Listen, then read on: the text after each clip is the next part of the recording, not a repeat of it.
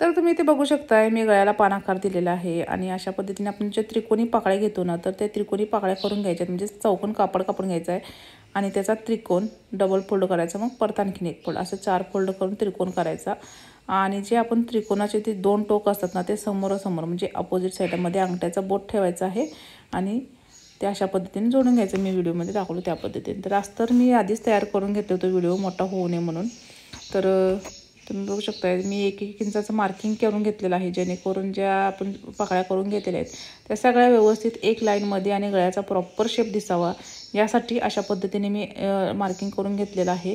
याच्यावर आपल्याला डबल लेस लावून घ्यायची आहे। तुम्ही सिंगलही लावू शकता अगदी जवळूनही लावू शकता ह्या पाकळ्या। तर मला ही डिझाइन कस्टमरने फोटो पाठवलं होतं त्या फोटोनुसार मी ही डिझाइन करून घेतलेली आहे। तर याची शिलाई बघा मी 350 रुपये घेतली होती आणि याच्यामध्ये आता बघू शकता तुम्ही पाकळ्या लावल्यामुळे गळ्याचा आकार थोडासा मोठा वाटायला प्रॉपर गळा जो आहे तो मेन गळा थोडासा लहान आहे पण या पाकळ्यामुळे तो गळ्याचा आकार जो आहे तर तो थोडासा मोठा दिसायला लागलेला आहे।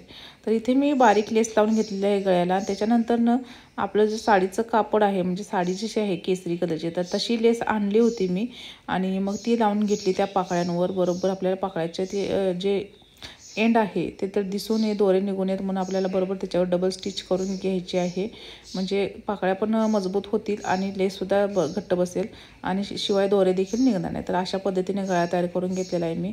आता जो पान गळ्याचा आपण हे काढून घेतलं होतं तर त्याच्यातलाच मी पॅच तयार केलेला आहे बघू शकता तुम्ही अशा पद्धतीने।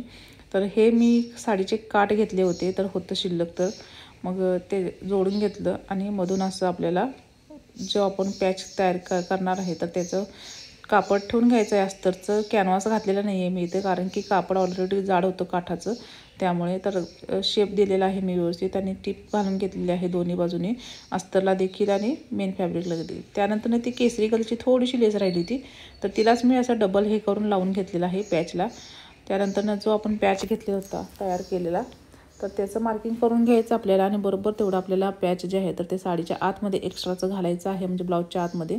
आणि अशा पद्धतीने मी हा जो पॅच आहे तर तो तयार करून घेतलेला आहे तुम्ही बघू शकता। ब्लाऊजला डिझाईनचा खूप सुंदर असा लुक आलेला। त्यानंतर मी स्लीवसुद्धा तयार करून घेतली होती। स्लीव्ज आपली रेग्युलर असते तशीच केलेली आहे फक्त मधल्या साईडला बरोबर सेंटरला 1 इंच घेऊन तिरका असा आकार देऊन शेप दिलेला आहे बघा।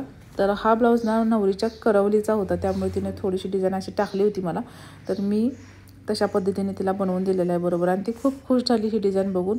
तिला जशी हवी होती तशीच भेटली त्यामुळे। त्यानंतर मी असे नॉड केले आणि त्याला 2 असे लटकन लावले छोटेसे आणि ज्या पाकळ्या आपण बनवल्या होत्या ब्लाऊजला त्यातल्याच 3 पाकळ्या मी घेऊन येते ब्लाऊजला म्हणजे स्लीव्जला लावून घेतल्या म्हणजे सेम दिसाव्या म्हणून। तर त्याच्यावर आपल्याला एक मणी किंवा मोती तुम्ही काहीही लावून घेऊ शकता मध्ये। तर दोन्ही स्लीव्ज मी तशा पद्धतीनेच पाकळ्या करून घेतलेल्या आहेत बघू शकता तुम्ही अशा। ऑलमोस्ट माझे दोन्ही स्लीव्स तयार झालेले आहेत बघू शकता। खूप कमी वेळामध्ये मी तुम्हाला ही डिझाइन शेअर केलेली आहे डिटेलमध्येच आहे पण थोडासा वेळ कमी घेतलेला आहे मी।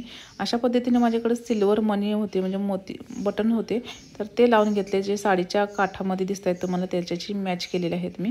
आणि याच्यावर मी ना आता गोल्डन मनीसुद्धा लावून घेतलेले आहेत तुम्ही बघू शकता। आणखीन थोडासा लुक छान दिसतोय। तुम्हाला हवी असेल तर सेंटरला म्हणजे एकदम खालच्या साईडला तुम्ही याला कॉर्नरला लेससुद्धा लावून घेऊ शकताय। आता ज्या मी पाकळ्या केल्या होत्या ना ब्लाऊजला तर त्यालासुद्धा मी मणी लावून घेतलेले आहेत बघा गोल्डनचे। तर हे मणी माझ्याकडे छोटे होते तर मोठे असते तर थोडेसे आणखीन छान झाली असती डिझाइन। तर अशा पद्धतीने हे जे मणी आहेत ना ते डबल मी हे करून घेतलेले आहे गाठ घालून। ते एक तर ती पाकळीसुद्धा खालच्या बाजूला चिकटून राहते आणि दुसरं म्हणजे मणी लावल्यामुळे त्याचा लुक थोडासा छान दिसतो। तर हा व्हिडिओ ना मी खूप मेहनतीने केलेला आहे आणि तुम्हाला माहिती आहे जे शिवतात ना त्यांना किती मेहनत लागते। तर हा व्हिडिओ आवडला असेल तर लाईक करा शेअर करा आणि सबस्क्राईब करायला विसरू नका। Thanks for